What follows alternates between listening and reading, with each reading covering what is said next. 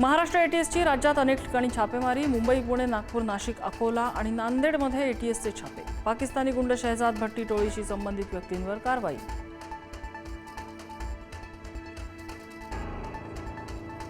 पाकिस्तान युद्धाबाबत बाहेर येणारी आकडेवारी अर्धी करा, आपली दुप्पट करा, खरी स्थिती कळेल। 1971च्या युद्धाचा संदर्भ देत माजी लष्कर प्रमुख मनोज नरवणे यांचं विधान।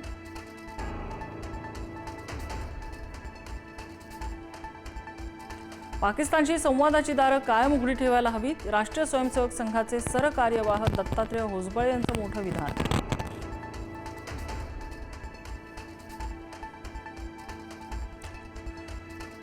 होर्मुझच्या सामुद्रधुनीतल्या तणावामुळे जागतिक तेल साठ्यात विक्रमी घट। तेल पुरवठा कमी होत असल्यानं पेट्रोल आणि डिझेलच्या किमतीत मोठी वाढ होण्याची शक्यता।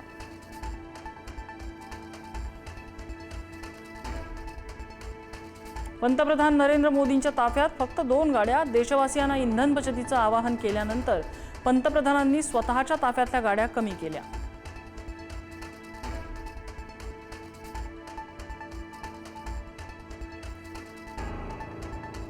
मुख्यमंत्र्यांसह सर्व मंत्र्यांच्या ताफ्यातल्या वाहनांची संख्या अर्ध्यावर। मंत्री आणि अधिकाऱ्यांचे विदेश दौरे रद्द, तर गाड्या कमी करून 2-4 दिवसांची हवा करण्याचा प्रयत्न। नाना पटोलेंची टीका।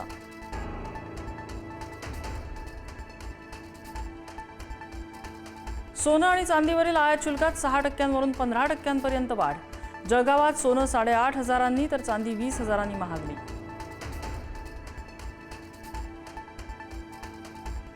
भोंदू खरातच्या कबुलीनंतर शिवानिका संस्थानचे सचिव नामकर्ण आवारेला अटक। सिन्नरच्या जगदंबा माता पतसंस्थेमध्ये खरातने उघडलेल्या 32 खात्यांना आवारेची सहमती असल्याचं तपासात निष्पन्न।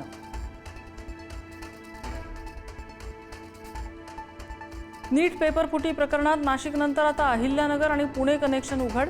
अहिल्यानगरातून धनंजय लोखंडेला अटक, तर पुण्यात मनीषा वाघमारे पोलिसांच्या ताब्यात।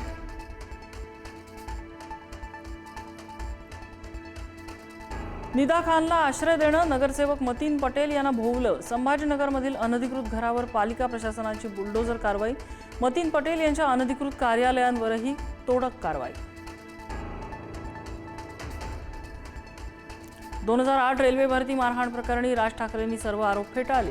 आंदोलनावेळी नाशिकमध्ये असल्याचा राज ठाकरेंचा दावा। राज ठाकरेंनी ठाणे कोर्टात दिला जबाब।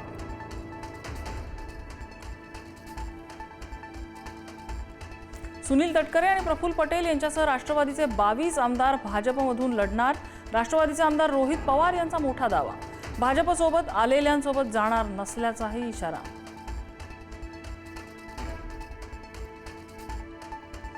निवडणूक आयोगाकडे दिलेल्या यादीवरून प्रफुल्ल पटेल आणि सुनील तटकरे यांची नाराजी। गुवाहाटीत घेतली सुनेत्रा पवारांची भेट। यादी कुणी बनवली असा प्रश्न विचारत व्यक्त केली नाराजी।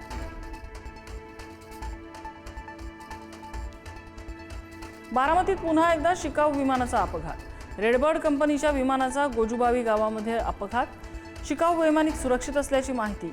याच गावात झालेला अजित पवारांच्या विमानाचा अपघात।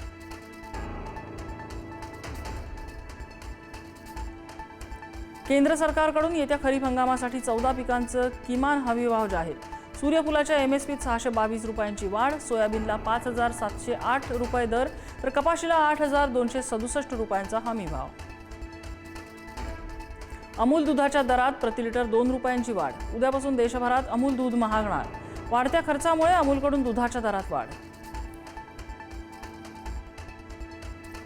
नागपूर एअरपोर्ट आता आंतरराष्ट्रीय एअरपोर्ट होणार। नागपूर एअरपोर्टच्या अपग्रेडेशनला केंद्रीय मंत्रिमंडळाची मंजुरी। पंतप्रधान मोदींच्या अध्यक्षतेखाली झालेल्या बैठकीत निर्णय।